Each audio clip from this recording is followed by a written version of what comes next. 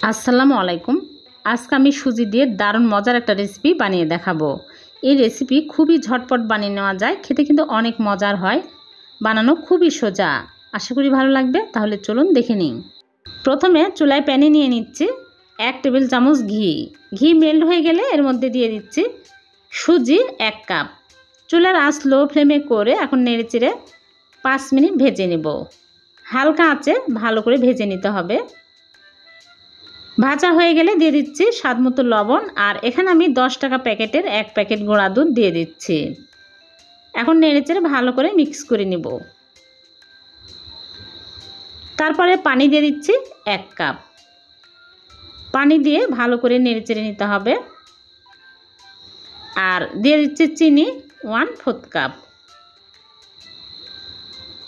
আরও half cup পানি দিয়ে দিচ্ছি, 1.5 কাপ পানি দিলাম। এখন নেড়েচেড়ে শক্ত টাইট একটা ডো তৈরি করে নিতে হবে। আরও 2 টেবিল চামচ চিনি দিয়ে দিচ্ছি।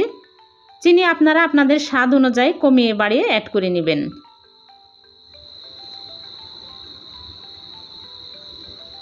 যখন দেখবেন এরকম টাইট একটা ডো তৈরি হয়েছে, তখনই চুলা থেকে নামিয়ে নিতে হবে।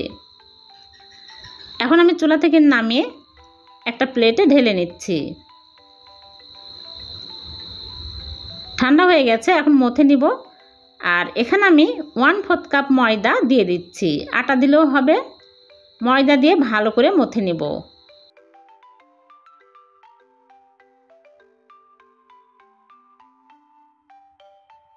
মথা হয়ে গেছে, এখন আমি 2 ভাগ করে নিচ্ছি। 2 ভাগ করে নিয়েছি। 1 ভাগ ফ্রিতে নিয়ে আমি রুটি বেলে নেব। ফ্রিতে তেল লাগিয়ে নেবেন, তাহলে বেলতে সুবিধা হবে। পাতলা রুটি বেলে নেব। এরকম করে রুটি বেলে নিয়েছি। এখন আমি একটা বোতলের ঢাকনা নিয়েছি। এই ঢাকনা দিয়ে আমি এরকম করে কেটে নিচ্ছি। আপনারা চাইলে কুকি কাটার দিয়েও কেটে নিতে পারেন। এগুলো আমি পরে আবারও বানাবো। এরকম পাতলা করে কেটে নিয়েছি। এখন আমি প্লেটে তুলে নিচ্ছি। সবগুলো আমি কেটে নিয়েছি। এখন এগুলো আমি তেলে ভেজে নেব। চুলায় প্যানে আগে থেকেই পরিমাণ মতো তেল দিয়ে তেল গরম করে নিয়েছি। এখন আমি একটা একটা করে দিয়ে দিচ্ছি। চুলার আঁচ মিডিয়াম টু লোয়ে রেখে উল্টে পাল্টে ভেজে নিতে হবে।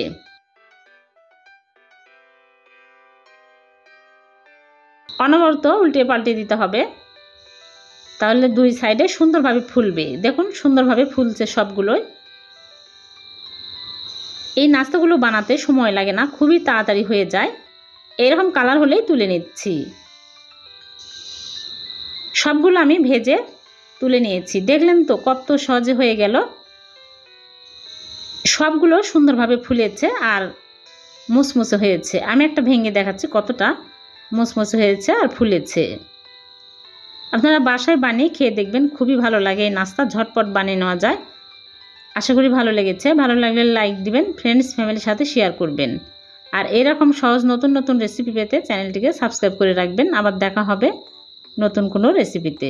সে পর্যন্ত ভালো থাকবেন। আল্লাহ হাফেজ।